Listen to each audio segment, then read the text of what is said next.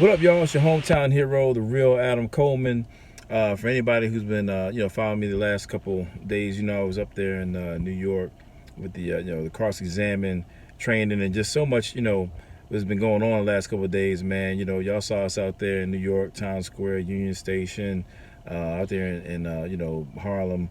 Back at the crib now, man. You know what I'm saying? Back at the crib, just kind of reflecting on things and, just trying to pull out, some of the highlights, man, and share with y'all some of the clips of, stuff that was going on that maybe I wasn't able to share over the last couple of days. So just check this out right here, man. Some highlights from some stuff we was doing, and just stay tuned because we got a lot more coming, man. Love y'all.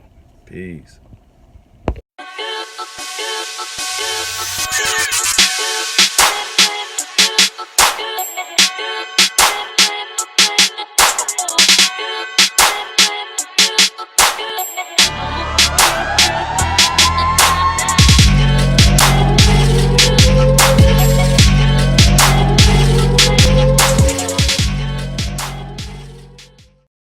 What up, everybody? What's up? What's up? What's up, meme team? So, look at it. We're in a Bruce Lee shit right here. Come on, look we're at it. live in New York. Yeah, what up? What up? Let's see. So it's like midnight out here, and we're down in New York. So I can throw down, man. Live. It's live. This is what your man gotta do. I got it, man. This is my boy Sam Shamoon. If you guys don't know Sam Shamoon, subscribe to his channel. He's dope. Man. I love Bruce. Hello, yo. And right here is Adam Coleman. What's going on? Tru-ID podcast. What's Mike happening? Winger's watching. Yes. Shout out to Mike Winger. Yo, Mike Winger, what up, bro? Mike? I don't even What's know up, Mike? But he's dope. Yo, this is Vocab You Malone. blessed. He's definitely dope. You can't smell my coffee breath. You blessed. You can't smell New York. You blessed. Alfredo Valentin. They came to my city. They had to check in. Right. You know what I mean? Right. Had to get the hook The back OG. from the Yeah, the BK OG. apologists. Right. Don't call it a comeback. I've been here for years. I wish you had came back with that. Yeah. You definitely shouldn't have came back with that. Nah, bro. Bunch of haters, man. Yo, we got a lot of, so everybody here's apologists and stuff too, so you guys want to ask us any more? So good looking. yeah. You guys want to ask any questions or anything, then go ahead and shoot them through, and we'll grab a few questions while we're here. Here's a question for you guys that deal with atheism. How is God not responsible for evil? That was one of the questions. Oh, yeah.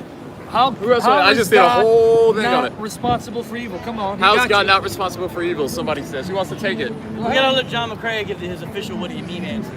Well, We might answer somewhat different ways. Yeah, there's a lot of though. different ways to be talk good. about it. So, but I would say, like, kind of what I just said in my last video about cosmic skeptic. That's one point. There's a few different points, but one point would be that, the popular one is that we have free will, and if God doesn't want to make robots, then he's going to let us have free will, and free will means you have the ability to use that free will to do others harm or to do things bad as well. But there's a lot of other reasons. That doesn't deal with the natural problem of evil, of natural problems.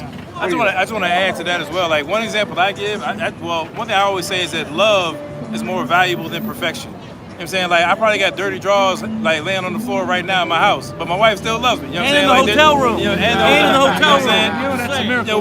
we all have flaws, but if any married person can understand that love is more valuable than perfection. Well, I would say the same thing about creation. You know what I'm saying? Like, given that we have free will, and I understand there's different ways to answer this question, but given that we have free will, which entails the ability to yield negative outcomes for other individuals, it also allows for us to engage in real, authentic, genuine love. And so again, love is more valuable than perfection. God is love, and when he created man, he couldn't look to any other better blueprint than himself. So he created us to reflect that, but in order to have that, you have to have some level of free will. So, that's just a snippet answer. Dealing with natural evil, I think you get into soul building and things of that nature, but that might take us a little ways further. The real question is, why does God allow Adam's dirty drawers? That's right. But then the other question would be like, if there is a such thing as objective evil, That's right. then that would suggest at least that there's an objective good. If there is an objective good and objective evil, then you can certainly infer that there must be a moral law by which you can discern between good and evil. And if there's a moral law, then I would argue that would suggest that there's a moral lawgiver, because when we experience the moral law, we experience it as commands. And, commands, to put it very simply, would imply a commander. I think that the moral law has intentions embedded within it. It's easy to interpret that way, and it gives us some reason to think that there's plausibility that there's a moral law giver rather than just some sort of platonic norm or something like, or form rather. So that's just a real snippet joint, but throwing it out there. No, he's right. And what I'd say too is like it depends on what people mean by evil. So if you see evil as like a deprivation of good, so in other words, and that's what I was thinking when I was making a response to Cosmic Skeptic, but I can't include everything in my video, right? But if evil is a deprivation of good, then that means that there has to be, it's like the way that darkness is a deprivation of light, it's a lack of light. And if that's the case, then that implies that there is a objective moral standard where you have to weigh evil off of. And if that's the case, then I think that you'd have to have something like God in order to suppose something. Right. So, In other words, you're saying to even ask the question, you're presupposing a moral lawgiver, right? that's right, yeah. All right. And you're also presupposing that people have value. I'm saying the idea that we're experiencing, and I don't want to conflate the two, but there's a significance, there's a distinction to be made between evil and suffering. But in either case, I'm saying if we're objecting there being evil in the world, we have to assume that mankind has some level of value. You know what I'm saying? And I think that even then, you think about the fact that if there is no God, if naturalism rather is true, meaning that the physical world is all that exists, right? Then that means that this universe either existed from eternity past or came from nothing, for nothing, and by nothing. Now, nothingness can't have intentions, right? So it can't confer value on anything. And so if that's the case, then it seems to me that we live in a valueless world, meaning that people don't have value. And so if people don't have value, then I think that the question of evil becomes incoherent in my opinion. Well, not incoherent, but it becomes meaningless in a sense. Yeah, if all values in that aspect is going to be subjective. But if that's the case, then you have to look at it like, that's